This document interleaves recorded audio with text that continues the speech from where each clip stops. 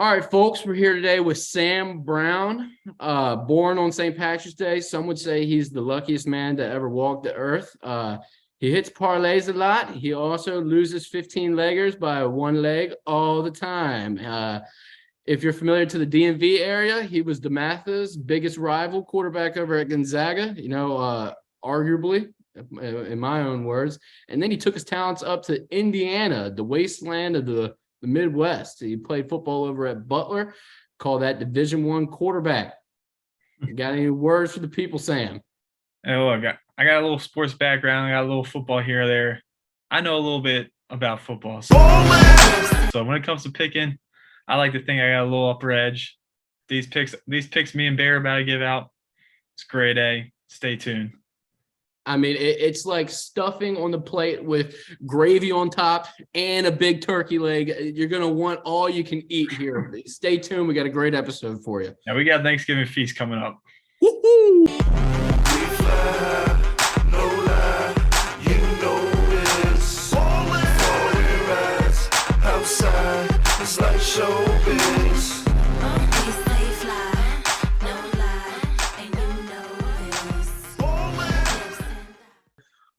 Boom. Send it off. Thanksgiving Day, NFL. Got a lot of big games. Got 3 big games. Detroit against the Bills in Detroit. You got Giants against Dallas in Dallas. And then I believe the night game is in New England? In Minnesota. In Minnesota. Wow. Big break for the Vikings. And that's back-to-back. I like them. That's what I'm talking about. So start off with the first game. How are you feeling about the Lions, man? You think that they can pull a big one off? I don't know about pulling a big one off, but if we're talking about spread, plus 10's a lot of points to cover. Well, here's a bold one for you. I'm definitely going Lions money line. I love it. I got this thing at plus 375. You cannot beat that. Buffalo looks good.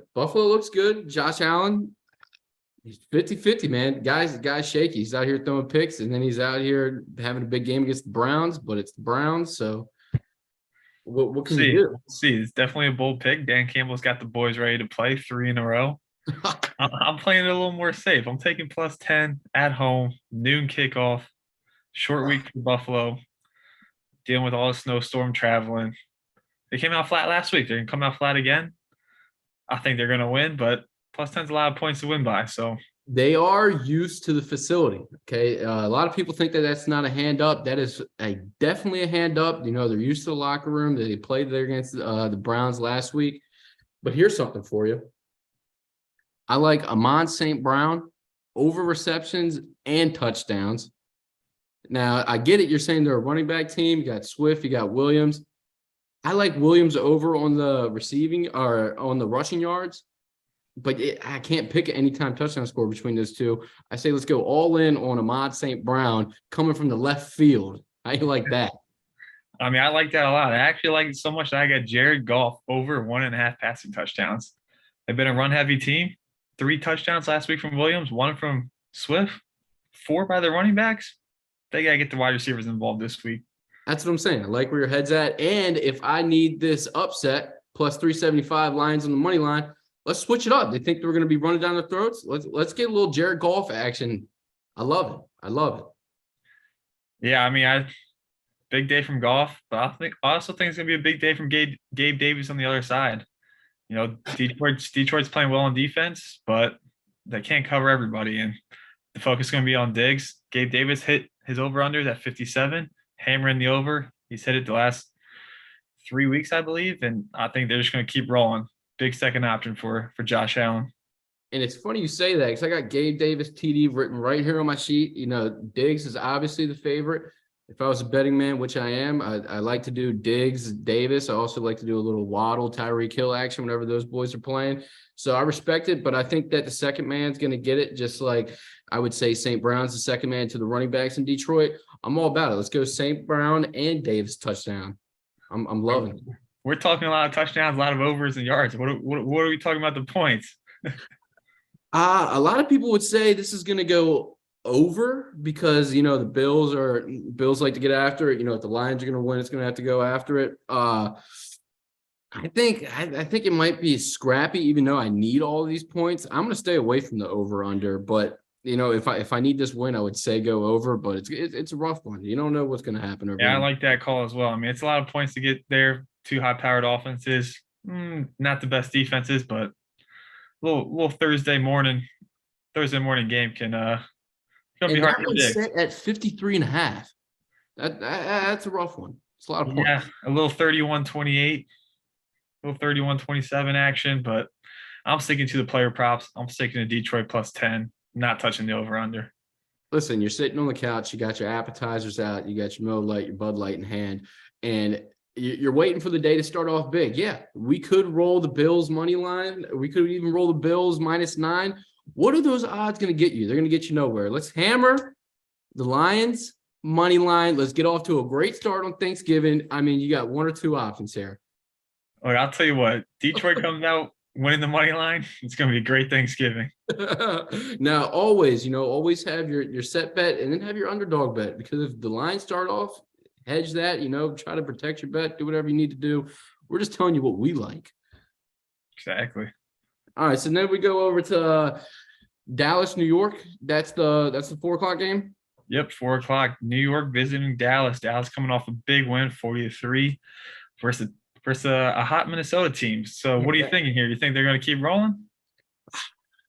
I think that it's going to be a tough rivalry game. I think a lot of people are going to be high on Dallas, which I'm not going to be. They just rolled through the Vikings. Bears fan, love to see it. But I think this is going to be a closer game. I think a lot of people are going to be high on Dallas. So therefore, I'm going to fade the population. I'm going to take the Giants plus the points. We're going to go Giants spread. Even, if you're feeling bold and you got them in a parlay, buy them up to 10.5. I like them not to lose by a touchdown, but buy them up to 10.5. It goes from probably 110 to maybe 140.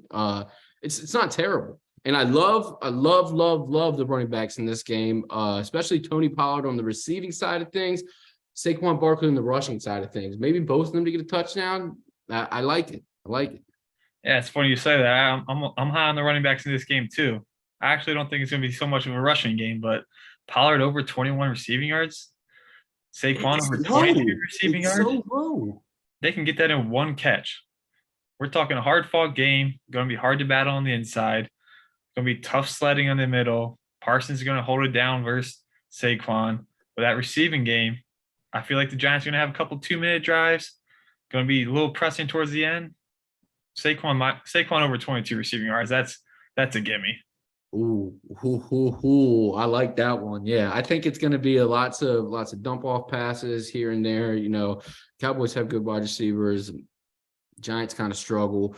But for sure, I love the running backs. And I think Pollard and Barkley on the receiving side of things, the upside's just way too heavy. Too easy. Running backs, receiving yards, always hammer the over. All it takes is one. Yeah. Never go wrong. Couldn't have said it any better. If it's a close game, they're going to be the running backs are going to be involved. In a blowout game, not so likely, even though that was kind of crazy with the Dallas against the Vikings. Zeke and Pollard ate up. But I see the trend continuing. Yeah, New York struggled last week. Saquon, I think, had 20 rushing yards in the game. They're going to look to get him the rock early. They play good when he's involved. He's going to get the ball. I'm going to throw out a curveball on you. Daniel Jones. Over 193.5 passing yards. I saw that, and it's kind of low, but in a close rivalry game on Thanksgiving, anything's possible. 200 yards here. We're talking 100.5. They're going to be down. Is that so hard to ask for? 200. There's two situations I can see happening here. They're going to be down a half to passing, or they're going to be up because Daniel Jones passing. And this is a guy with tremendous upside here. Sam Brown's just letting people have it. I mean, these are inside picks, Billy. And that game is at over 45.5. That's another questionable one. I probably wouldn't touch that. I mean, that's why Vegas is good here. They set the good line. Those guys are grade A. Let me tell you what. They know what they're doing. Yeah, Giants got a good defense. Dallas got a good defense. Conference game. I would say the under, but that Cowboys offense is pretty electric when they get going. If Saquon gets going, they're going to be putting up points. You're damn right. That's up in the air. You know what else is up in the air? Dak Prescott. I think he's around 250, maybe 249.5. His passing yards over under. That's a rough one. I would say a lot of people are going to be high on him going over because of the big performance. But if you look at it, they had a lot of Tony Pollard receiving yards and stuff like this. Even though I need that, I just think that a lot of people are going to be high on Dak, and watch out for the under on that one hitting. Yeah, I like that. I mean, Giants got a slept on defense. People forget, but they're coming off a loss. They're going to be coming ready to go Thanksgiving. And Dak Prescott, not a big fan. I really wanted to pull the trigger on the Giants money line. I figured I'd go with the Lions. They have a little bit more momentum, but I could definitely see a Green Bay, New York game like we saw in London with this Dallas team. The Giants are coming from nowhere. They're scrapping. I think it's going to be close. So I love the Giants getting the points in this. Let's take it to the night game. The Patriots and the Vikings, two of the most crazy, unsteady teams. The Vikings were rolling, then they just got pummeled. The Pats, they had Belichick. They've been in and out of games. A crazy finish last week with the punt return for the dub over their rival, the Jets. This game's up in the air. It's prime time. Belichick's coming to play. Kirk Cousins doesn't necessarily shine too bright in the prime time off a big loss. What do you see here, Sam? Yeah, definitely a worrisome game when you're looking at Kirk in prime time, but 40-3 last week, not happening again. I'm rolling with the Vikings -3 at home, back-to-back weeks at home. They're not going to let another team come into their home field and blow them out. I'm taking Vikings -3, hammering it, put the whole bankroll on it. There's no way Patriots are coming into town and beating Minnesota. I mean, let's be honest. 10 points last week. 7 came on a special teams touchdown with 10 seconds left in the game. It is exactly. I mean, they're playing the Jets, who had 3 points the whole game, never moving the ball. They always had the ball in decent field position. They just can't score it. Mac Jones is not it. There's no way. Kirk's not dropping 2 in a row at home. Rolling with the Vikings. I like the way you think. Now, tell me, how do you feel about this Vikings receiving core? It's tough to pick. Thielen, Jefferson, Hawkinson. There's a lot going on here. Now, how do you navigate your way through those waters? Yeah, well, here's what I'm going to let you know. Bill Belichick, he's pretty good at what he does. And he's not going to let Justin Jefferson touch the ball if it's up to him. I'm rolling with TJ Hawkinson over 4.5 receptions. You'll get this at plus money. I believe it's at plus 110, maybe plus 120 right now. Oh, my God, throwing out heaters. Let them have it. First week on the job in Minnesota, Hawkinson got 10 targets. He was there for 3 days. Last week was the down week. Belichick's coming in. He's taking away Justin Jefferson, no doubt about it. Hawkinson's going to be the guy. Sprinkle it in. 5 receptions. That's easy money. And I like where your head's at too, because I was looking at Hawkinson and how about the New England Patriots tight end, Hunter Henry? We haven't really seen much of him since his days in San Diego. Henry's over 27.5 receiving yards. Hawkinson's at 45.5 receiving yards. I'm going both tight ends. I like it. I think it's going to be a scrappy game, lots of dump offs. Mac Jones isn't that good. What's a not good quarterback's best friend? A tight end, and a big tight end at that. Yeah, speaking of dump offs, I'm big on Ramondre Stevenson, over 27 receiving yards. Like I said before, the running backs over in receiving yards, hammer them. New England's going to be down. They're going to be throwing it. Stevenson's the man. He's getting 50, 60 receiving yards every other game. And a hell of a first name, Ramondre. How about that one for you? Hey, Ramondre, over, goes well together. Hey, now check out these stats real quick. Rushing yards against the Patriots, right? Green Bay put up 199 on them. The Ravens put up 188 on them earlier in the season. My Bears even put up 240 on them.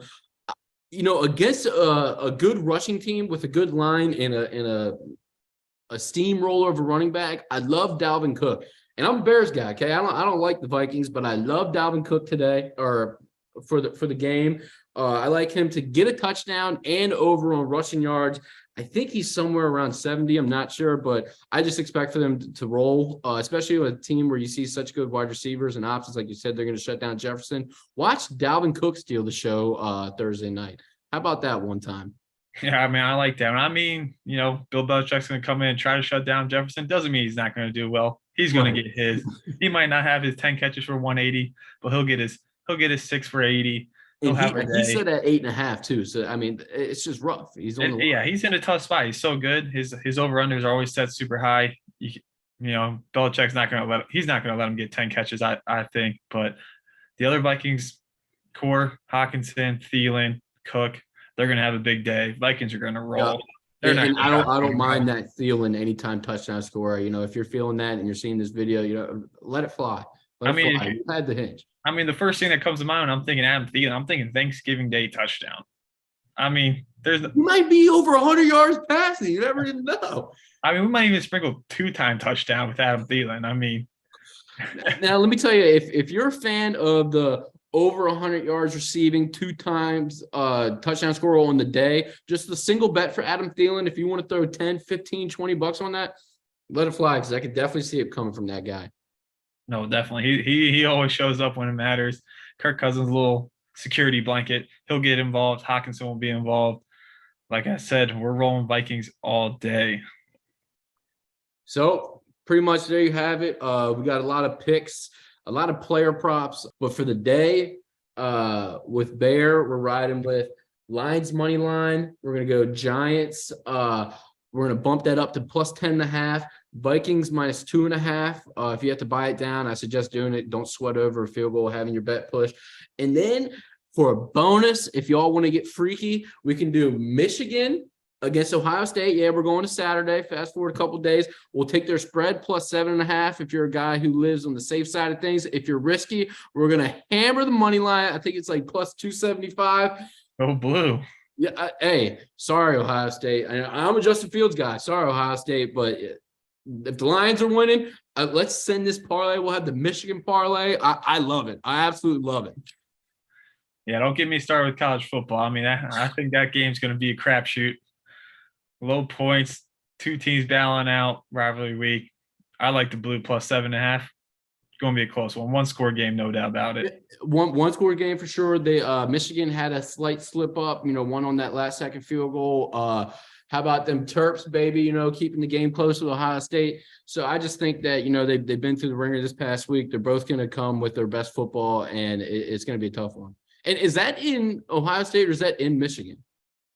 I believe it's in Ohio State this year. So in the shoe, it'll be sold out. It'll be loud. Yeah, you know what? If the Lions win, it's almost a guarantee that Michigan's going to follow up on Saturday. And you heard it here first. What I'm hearing is Detroit money line, Michigan money line. Make that a parlay. Hell. At your own risk. Signing off. You got the Bear. You got the QB. Hey, let's hit some bets. Hey, let's get gritty this weekend. Oh, I like to see a gritty this weekend.